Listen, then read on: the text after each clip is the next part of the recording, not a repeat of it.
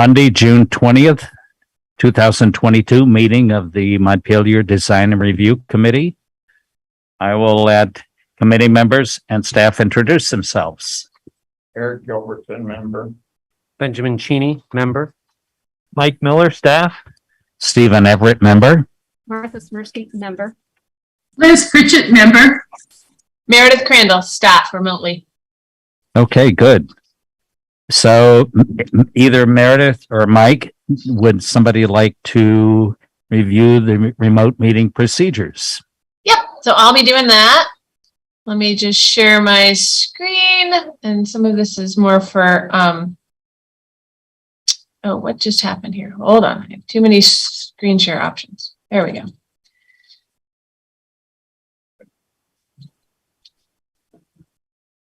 Okay, so can everybody see the slideshow? Yeah. Yes. Okay, great. So for those viewing this meeting via ORCA Media, you can participate in tonight's design review committee meeting via the Zoom platform. You can use this link here. You can also call into the meeting using this phone number and this meeting ID. I'll leave this up. And if anyone is having problems accessing the meeting, please email me.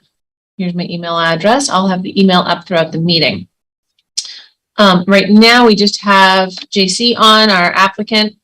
So for those attending via Zoom, just note that turning on your video is optional. We do ask that you keep your microphone on mute when you're not speaking. This will reduce background noise, make for a better recording for our minutes secretary. And a reminder to use the Zoom chat function only for technical difficulties. If somebody logs on from partway through, who's on ORCA right now watching this, if you have substantive questions, we ask that you raise your hand and wait until the chair calls on you, and then you can ask those questions. In the event that the meeting is somebody from the public is unable to access this meeting, it will need to be continued to a time and place certain, and I'll be keeping an eye on my email throughout the meeting, just in case that happens. All right. I'm going to hand this back over to the chair. Thank you, Meredith. And unless anybody has anything to add at this point, do I hear a motion to approve the agenda? So moves it there. All second. All in favor of the agenda, speak your names. Martha. Eric. Ben. Steve. Liz. Okay, the agenda is approved. We can go to the first application for 118 Berry Street. Owner applicant, J.C. Earl. Would you like to describe your project for us? You're going to need to unmute yourself, JC. Yeah, sorry about that. So yes, I hope you were able to view the documents that I sent in. And if you're familiar with the building or saw the documents, it's in a pretty serious state of disrepair. So this is the first stage, and basically is triage to try to save the building from ending up in Berry Street. So anyways, it's just the basics of the roof is in a state of failure. So the roofs pretty much all need to be replaced. And the foundation is in a state of failure on one corner. And the windows are either broken, missing, or not there. So from a historical perspective, the basic structure is got a historic shape, and obviously will be preserved. None of the windows in the building currently are historic. They're all fairly modern replacement windows. The foundation is a fieldstone foundation that's in failure, but that I have searched far and wide, and I cannot find anybody that is willing to repair a historic foundation like that with historic methods or means. So the best I can come up with is to remove a section and repair it with concrete. And the roof is sort of similar. It's sort of the steeper roof is an aged out asphalt shingle, and the flatter roofs are a bizarre combination of metal and membrane. And we're proposing replacing it with rubber membrane, which is really the only roof that operates well at that pitch or lack of pitch. So it's sort of save the building mission. I am curious because one question I have is that the fire marshals do not consider the only way to make the window openings that are there legal egress windows, if they are being replaced, is to replace them with one of the ones that are in the cut sheet, which is the kind that swing out. And I was curious, how that works with the DRC and the historical things, because obviously those are not swing out windows, are not a historical look. The single, where I can use the single hung style, will very much match the historical style of at least what's there, and probably might have been a nice 6/6 pane originally or something, but those are long gone, and no remnants of them. But anyways, just curious how that plays out, the egress windows versus the historical design needs. First, Where are you gonna place I'm the sorry. egress windows? Sorry, I couldn't hear the question. Eric, can you get closer to your microphone? Where are the casement windows gonna be, and where are the double hung windows gonna be? So the good news is that there's only one bedroom that does face 18 Berry Street, but that bedroom legally by fire marshal standards would require an egress, one of those windows to be egress windows. Those would be on the front portion of the building, facing the above the porch. So that's the only window that would be a visible difference, in not a single hung style that matches the double hung. The other ones would be in the back and only visible from if you were walking behind the building. how many units are in the building? There's 3 units in the building.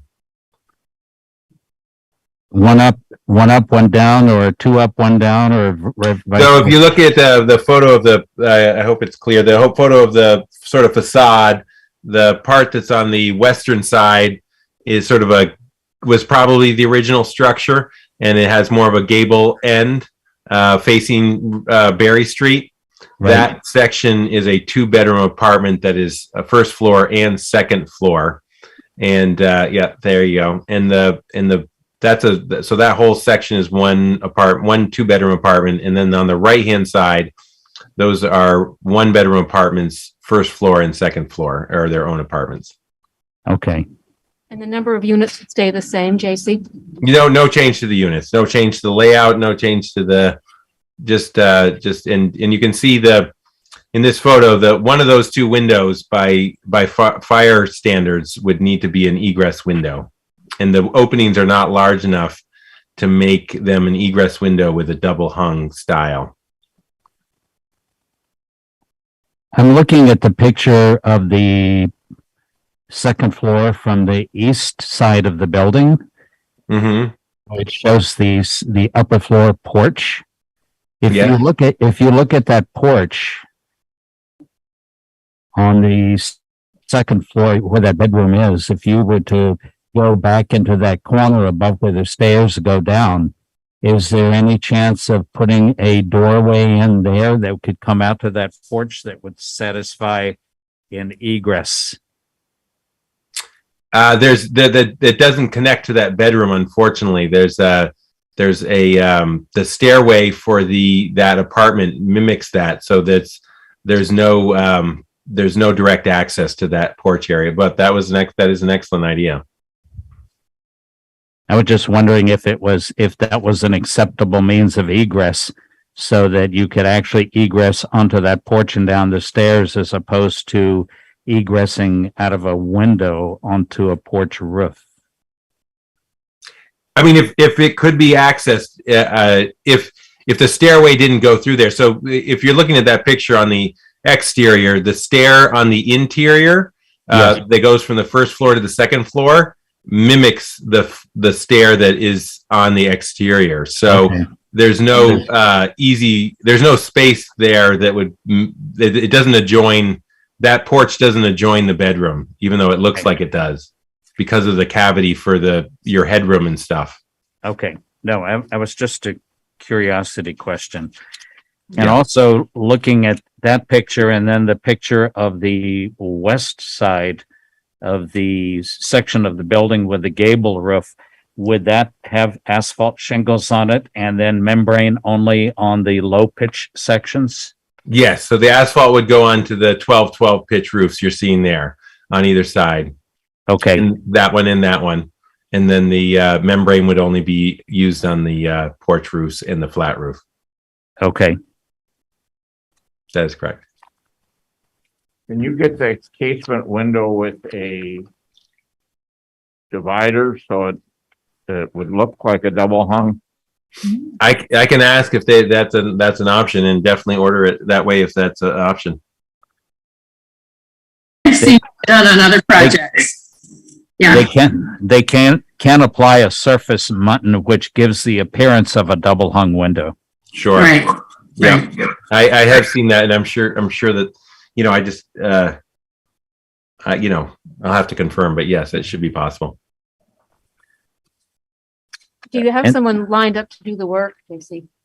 Ha ha ha. That's yes, I have people, but that's we'll see if what their availability is like, and when I can get them in and things. There's as if you probably know, it's a very competitive market to try to get workers right now. Mhm. I would suggest that you get the casement window and put it in both those second floor windows with a divider. So that they match. That's a So good from idea. the street, it looks like it would look like a double hung window. You're far enough from the street that nobody's gonna get a close up look at it, and I would match the windows so they're not different. That's a great Same idea. window. Yeah, sure. There's no reason we can't do two of the same that have the same mullion so they match. In addition to the Pella 250 casement, there's also showing in the application a Pella 250 series single hung. Why would you use a single hung instead of a double hung? The single hung are significantly more energy efficient than the double hung. Their air flow penetration is much lower, and they're significantly more cost effective. And unfortunately, my experience of the double hungs is it's just more movements and mechanisms to fail, and they actually look almost from outside, you can't tell the difference between a single and the double hung. The look is the same.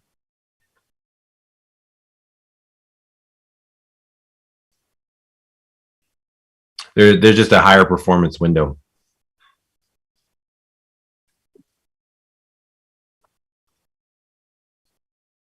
And would they be replaced almost everywhere, or are there certain sections where the double hung would be replaced with a single?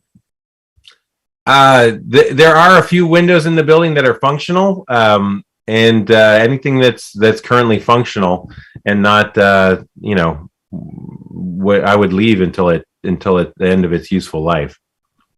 But I would say that 70% of the windows are broken or failed in some state of non-operation. How many windows are you replacing?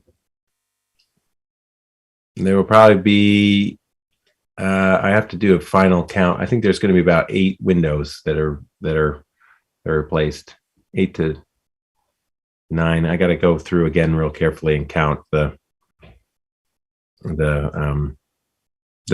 the final exact number. Are most of the windows 1/1s, one pane of glass over one pane of glass?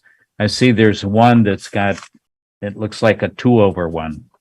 Yes, that's the only 2/1 there, and I don't know, as you can see, I don't know if it's clear from the photo, but basically it looks like the bottom sash there doesn't actually even fit. I think that they just found a sash somewhere and threw it in there. So everything else is 1/1. Okay.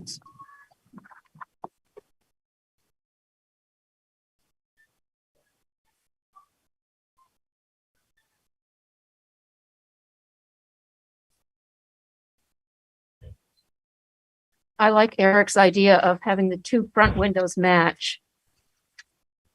Yep, that's very doable. And a good idea.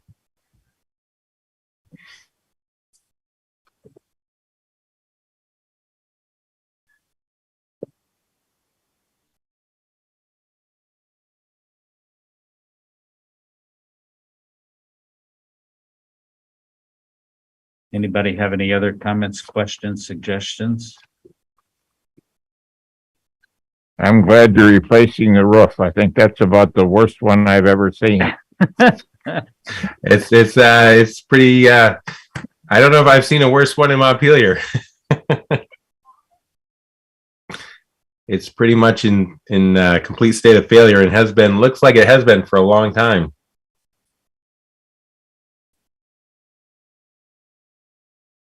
I would say there's some chance that roofing is historic, but it shouldn't be.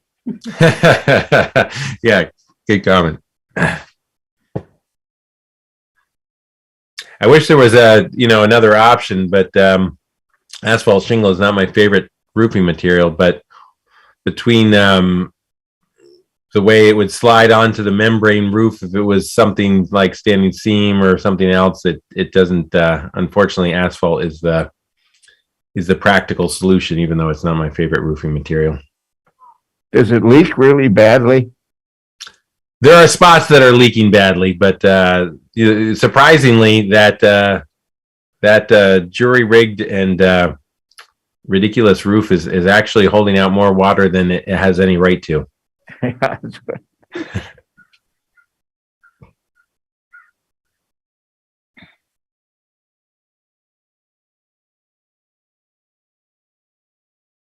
Well, you are saving the building by fixing the roof. Oh yeah, it's not long for this world if that roof doesn't get fixed, and it's not quite as apparent is eminent, but the foundation issue is significant as well.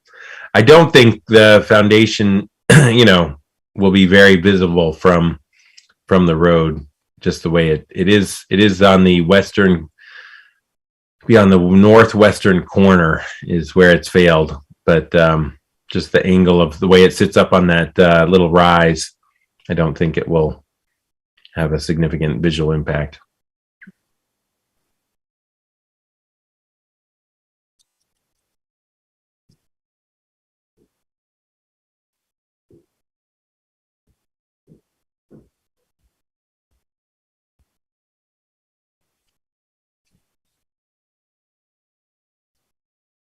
I'm just writing here.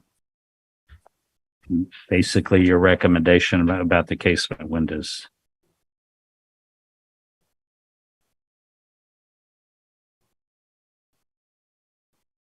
And Eric, were you recommending putting two of those in so they matched? Yeah, they match, and with some kind of a divider. A horizontal divider that can be applied to match the double hung windows.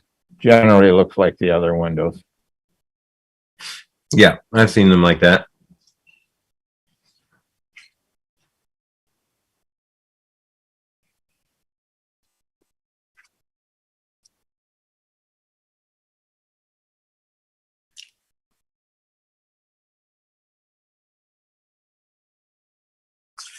So I'll go through the criteria.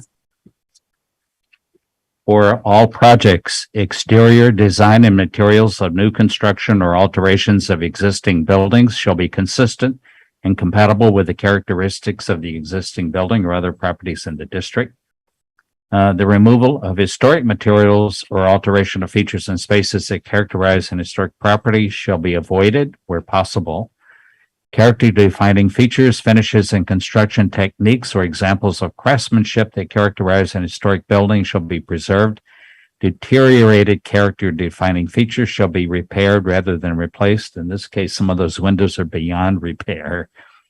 Where the severity of deterioration requires a replacement of a character defining feature, the new feature shall be replaced in kind. Any treatments that cause damage to historic materials, including but not limited to chemical or physical treatments such as sandblasting, shall not be approved. This application is acceptable. Existing buildings shall be recognized as a physical record of their time, place, and use. Any new development shall be differentiated from the old, but shall respect and be compatible with the massing, size, scale, architectural features, detailing and overall character of the primary historic building and nearby historic properties. Acceptable. Location and appearance of all utilities, mechanical equipment, trash storage, and fencing shall be sited to minimize adverse visual impact or adequately and appropriately screened from public view. Acceptable.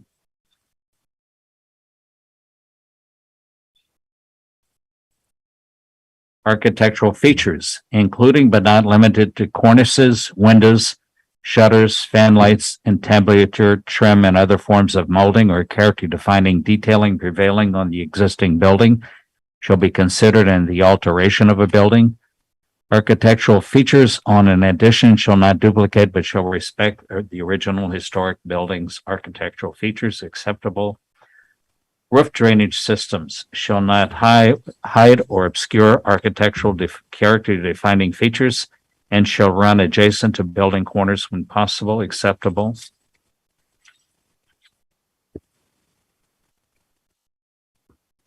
And lastly, windows and doors on historic structures. Character-defining windows and door patterns, placement, sizes, proportions, and original features, such as trim, sash, and moldings, shall be preserved to the extent possible. When preservation is not possible, such character-defining windows and doors must be rehabilitated or replaced in kind. Windows and doors that are not character-defining may be replaced, but such replacements must be compatible with the historic building style, materials, and architectural features. Acceptable. And then the recommendations regarding the egress windows. It's recommended that the casement windows needed for egress on the second floor, front side of the west portion of the building, have a horizontal muntin installed to visually replicate the double hung windows on the remainder of the building. Also, both windows to be replaced to match. All in favor of the application, speak your names. Eric, Ben, Martha, Steve. Liz, Application is approved 5-0. So JC, Yes. the form that Steve's filling out that has the Mhm. recommendation, I will send you a scan of that. I'll email that to you because we'll need Great. your sign off on that before we can go forward with issuing the permit. Does that work? Okay, sure. Wonderful. Thank you very much for your time. I appreciate all your help. Thank you and best of luck with your project. Thank you very much. Yeah. Has everyone had a chance to take a look at the minutes from the June 6th meeting? yes, and I'll make a motion to accept them the way they are. second, All in favor of the minutes, speak your names. Eric, Ben, Martha, Liz, And Steve, minutes are approved. Does anyone have any other business at this time? the only thing I would like to say, I guess, is that, or Steve, you were there, we held a public hearing on the draft, guidelines for the design review committee. We had, what, Meredith, about 10 or 12 people? Yeah, about 8, 8. 9. And, we got positive comments, and Meredith's gotten at least one positive comment through email. So, that, I would have liked to see more people there. I hope they're not waiting in the weeds, to come out at some other critical point, but, that seemed to be moving forward. I appreciate people on the, design review commenting on it. Steve, thank you for your attendance and comments. You're welcome. Anybody have anything else to add? Or do I hear a motion to adjourn? So moved. I'll second. All in favor of adjournment, speak your names. Martha, Eric, or Steve. So meeting is adjourned. Thank you all for coming.